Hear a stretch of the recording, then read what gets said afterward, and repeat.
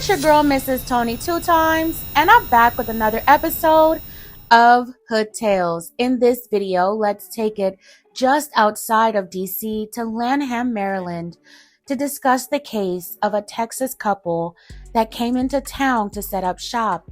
Then a family paid the ultimate price.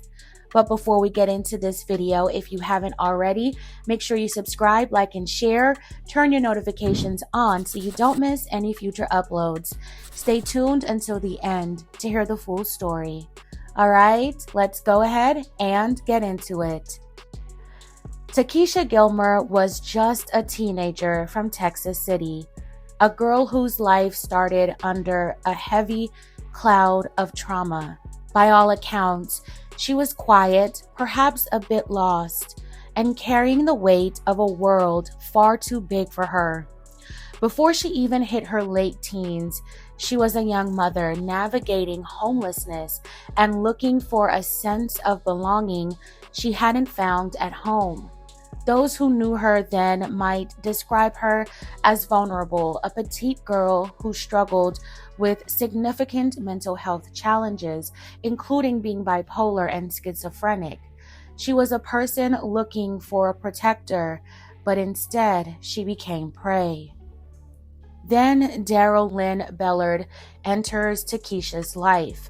When they met, T'Keisha was only 16. Darrell was 41. The age gap wasn't just a number, it was an opening for power. Darrell was a stocky older man from Dixon, Texas, who lived a life on the fringes of the law. He had a turbulent upbringing, facing inappropriate, life-changing circumstances at an early age. Darrell didn't just date T'Keisha, he dominated her. He took her in when she had nowhere else to go, eventually having a son with her. But the relationship was built on a foundation of control and mistreatment. But to the outside world, they were a couple. But behind closed doors, T'Keisha was trapped in a cycle of fear, doing whatever was necessary to survive the man she called her boyfriend. Across the country in Lanham, Maryland, lived Dawn Yvette Brooks. Dawn was 38 years old, a woman described by her family as having an infectious personality and a bold, loving spirit. She was the heart of her family, a mother who would do anything for her 2 young kids, 4-year-old Shakur and 3-year-old Shayla. Shakur was the protective big brother and Shayla was the baby girl. They lived in a makeshift apartment above a detached garage, a space that, while providing shelter, was in deplorable condition, lacking running water and proper plumbing and sanitation. But for Dawn, it was home. So how did a Texas man end up at a garage apartment in Maryland? It was a family affair. Darrell and Dawn were related by marriage. Dawn's sister was married to Darrell's brother. Because of this bond, Dawn's home became a frequent stop for Darrell. But Darrell wasn't visiting for family reunions. He was using the connection to facilitate his illicit trade.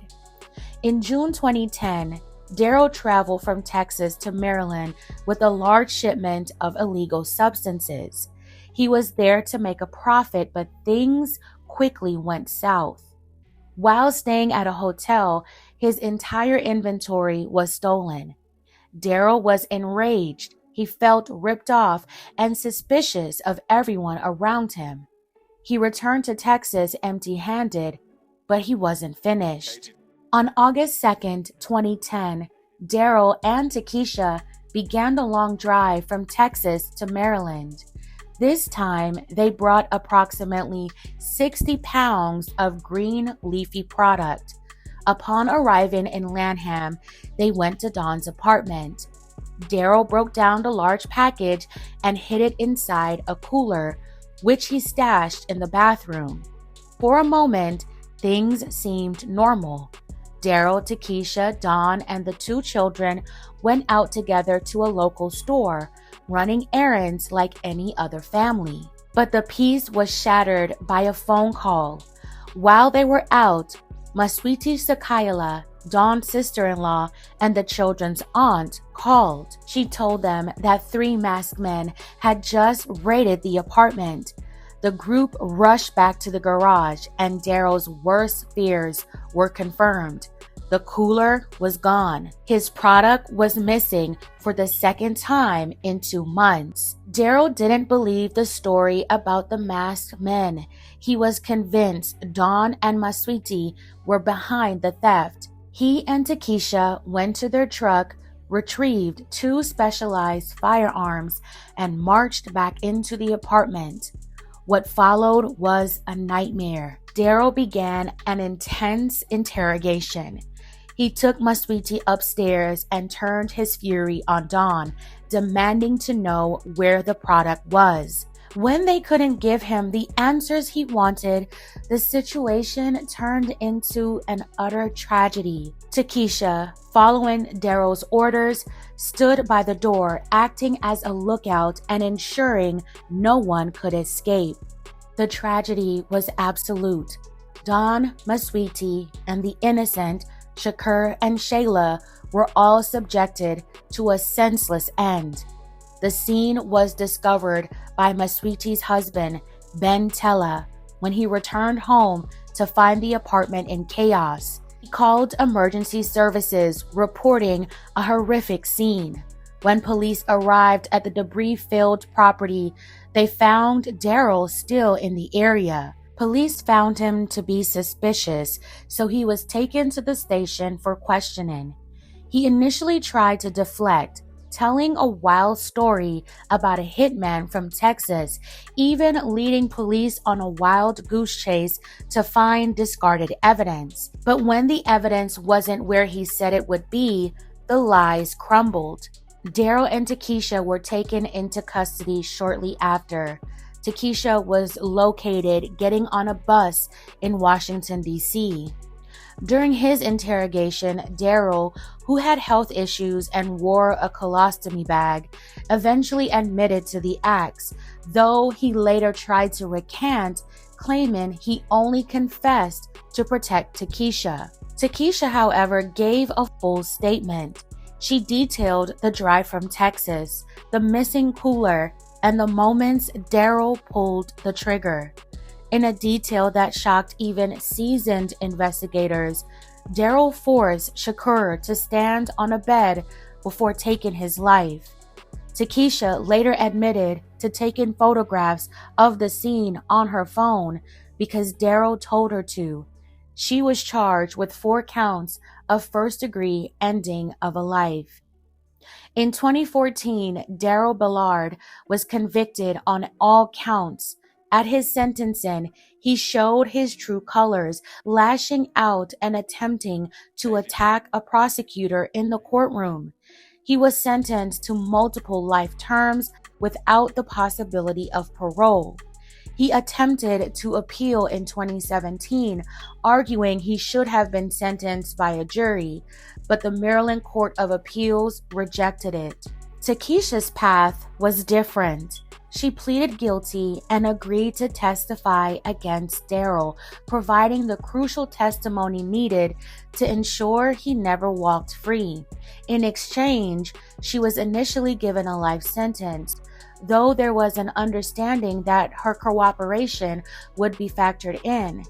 Years later, T'Keisha's case returned to the headlines. Her defense and even some state officials argued that her original sentencing was handled improperly. They pointed to her age at the time, just 18, and the fact that she was under the thumb of an older, manipulative man. They argued she was a victim of Darrell's control. In 2024, a judge agreed to a resentencing, despite the vocal and heartbroken opposition from the victims' families, who see her as a willing participant who did nothing to save the children. Her sentence was reduced to 40 years. Now 33, T'Keisha spoke in court, expressing remorse and explaining how trapped she felt as a scared 16-year-old who saw no way out. She told the judge she had changed, that she had been baptized, that she attended church, that she was studying information technology, and she asked for a second chance. But for the families, those words could never erase what happened inside that apartment in 2010. Should T'Keisha Gilmer ever be given a second chance at freedom? Some people believe she was a vulnerable young woman who got caught up in the grip of a dangerous older man. Others believe her actions that night crossed a line that can never be forgiven. No matter where people stand, one fact remains undeniable. Dawn, Maswiti, Shakur, and Shayla never got a second chance, and their families are still living with the pain of that night more than a decade later. May Dawn, Maswiti, Shakur, and Shayla continue to rest in peace. I send the family my well wishes. The story of T'Keisha Gilmer is a complex web of trauma, control, and terrible choices. But these questions still stand. Does T'Keisha's background as a young girl of Darrell's influence mean she deserves a chance at a life outside of prison? Or does her role in the events of August 6, 2010 mean that justice can only be served by her staying behind bars? Fam, let me know your thoughts in the comments below. Alright fam, that's it for this episode of Hood Tales. Thank you so much for watching. Please consider liking and sharing. Be sure to subscribe for more stories like this. Take care of yourself and each other, and I'll talk to you in the next one.